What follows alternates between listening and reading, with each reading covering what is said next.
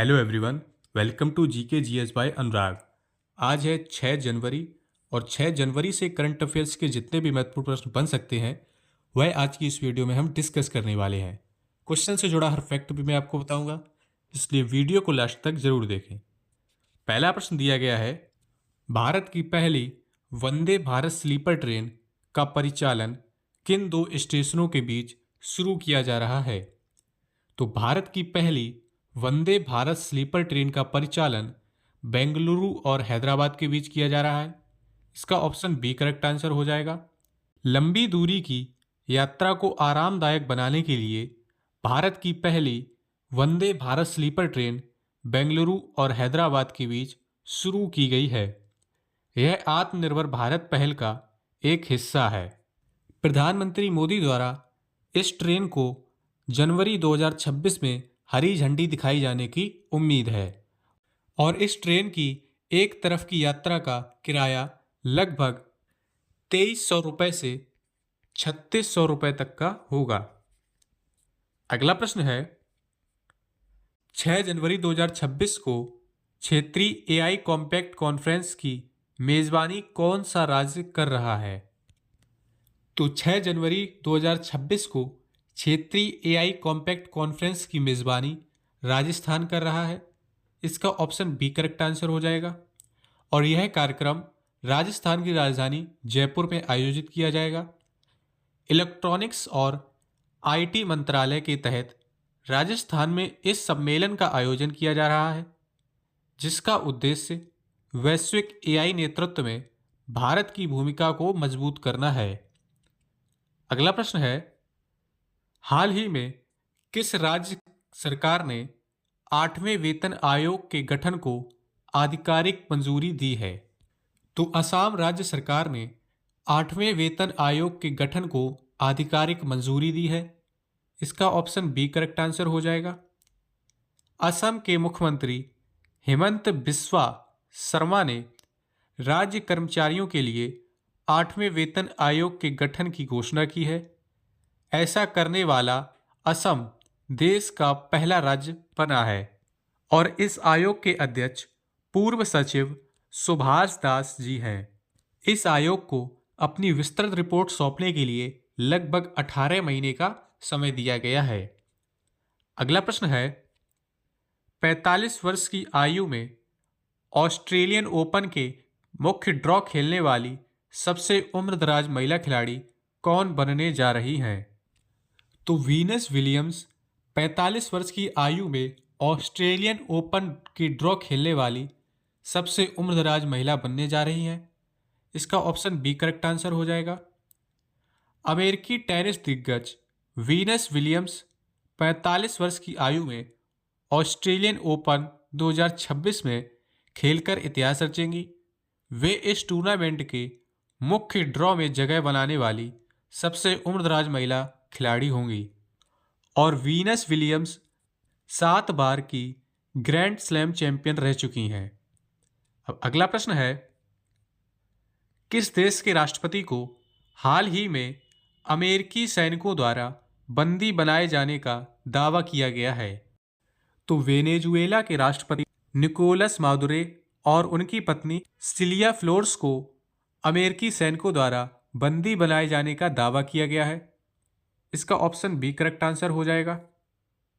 हाल ही में अंतर्राष्ट्रीय मीडिया में वेनेजुएला के राष्ट्रपति निकोलस मादुरो को लेकर भू राजनीतिक तनाव और दावों की खबरें चर्चा में रही हैं और अमेरिका ने मादुरो पर मादक पदार्थों की तस्करी और संबंधित आरोपों में मामला दर्ज किया है।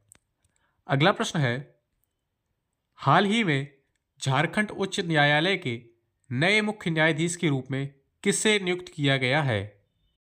तो न्यायमूर्ति महेश शरद चंद्र सोनाक को झारखंड उच्च न्यायालय के नए मुख्य न्यायाधीश के रूप में नियुक्त किया गया है।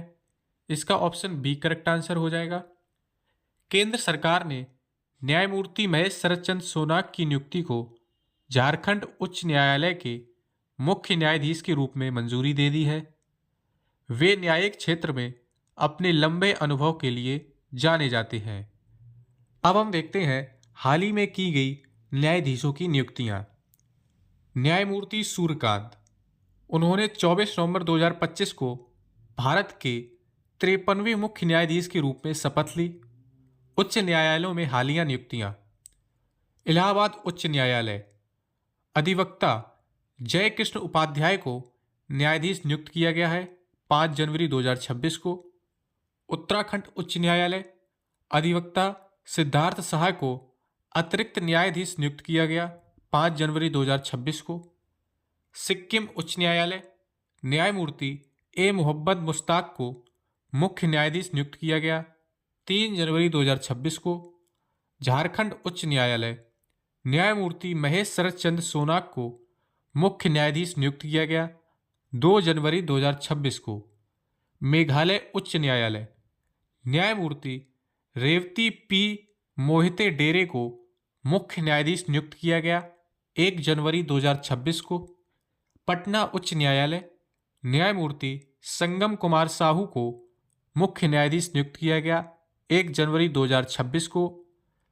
केरल उच्च न्यायालय, न्यायमूर्ति सौमेन सेन को मुख्य न्यायाधीश के रूप में स्थानांतरित नियुक्त किया गया।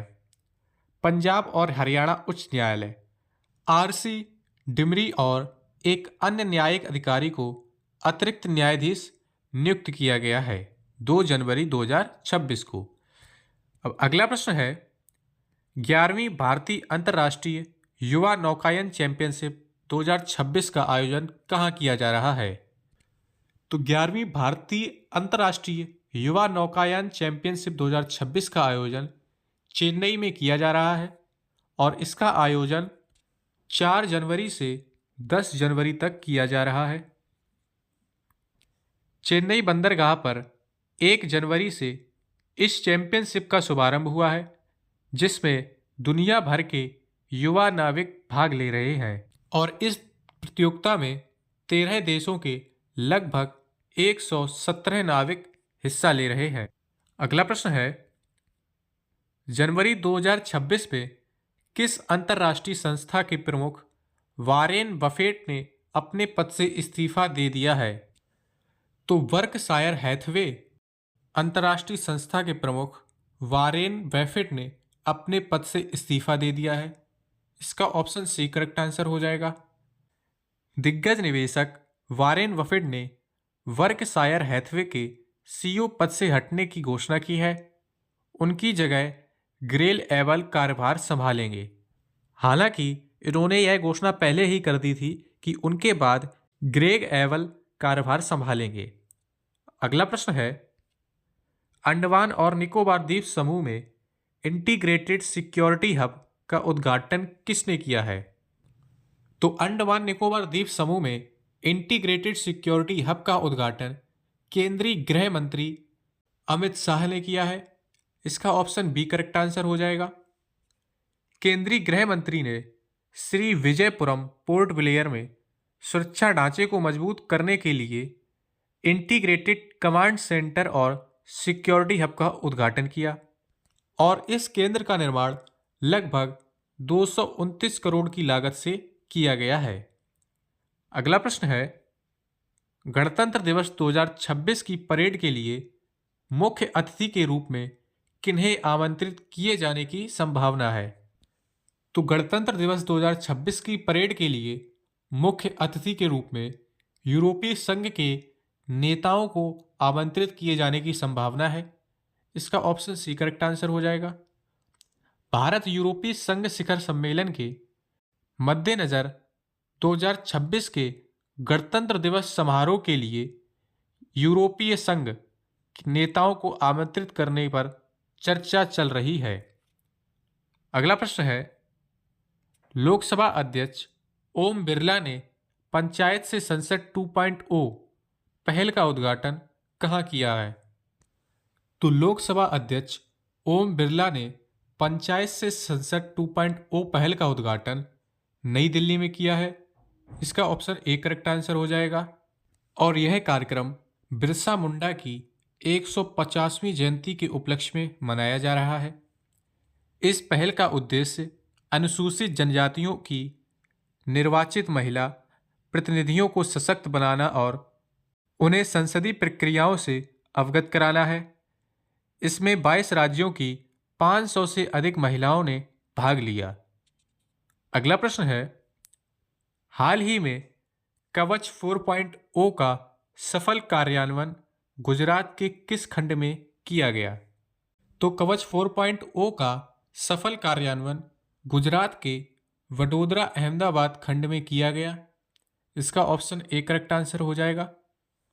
भारतीय रेलवे ने सुरक्षा को मजबूत करने के लिए कवच 4.0 को सफलतापूर्वक बाजवा वडोदरा अहमदाबाद खंड 96 किलोमीटर में लागू किया है।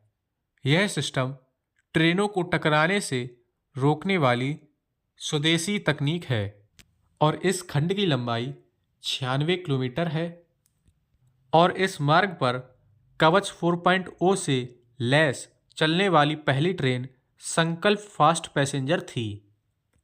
अब हम देखते हैं 6 जनवरी के महत्वपूर्ण समाचार। क्षेत्रीय एआई इम्पैक्ट सम्मेलन 2026। राजस्थान आज इस सम्मेलन की मेज़बानी कर रहा है। इसका उद्देश्य शासन और आर्थिक प्रगति में आर्टिफिशियल इंटेलिजेंस के उपयोग को बढ़ावा देना है। भारत दुनिया का सबसे बड़ा चावल उत्पादक। हालिया रिपोर्टों के अनुसार भारत चीन को पीछे छोड़कर विश्व का सबसे बड़ा चावल उत्पादक देश बन गया है। खेलो इंडिया बीच गेम्स। दूसरा खेलो इंडिया बीच गेम्स दीव में आयोजित किया जा रहा है। अंडमान और निकोबार विकास। गृह मंत्री अमित शाह ने श्री विजयपुरम में 373 करोड़ रुपए की विकास परियोजनाओं का उद्घाटन किया। अंगदान में रिकॉर्ड।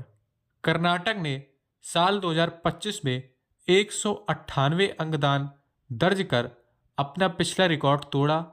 वर्तमान में तमिलनाडु इस सूची में शीर्ष पर है। अंतर्राष्ट्रीय घटनाक्रम। वेनेजुएला संकट।